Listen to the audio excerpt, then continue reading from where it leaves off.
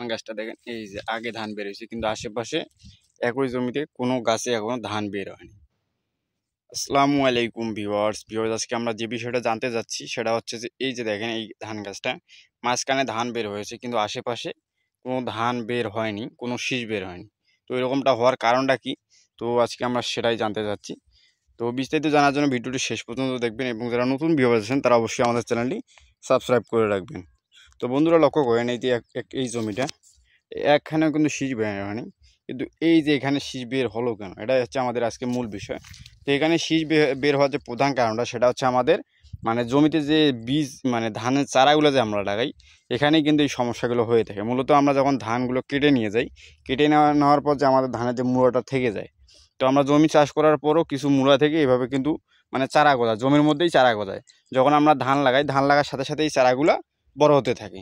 তো এই বড় হতে হতে হয় কি, একসময় যখন আমাদের আর কি এই চারাগুলো কিন্তু অনেক আগের হয়, মানে বয়সটা অনেক বেশি হয়, কিন্তু আমরা যেই চারাগুলো লাগাইছি সেগুলো কিন্তু বয়সটা কম থাকে।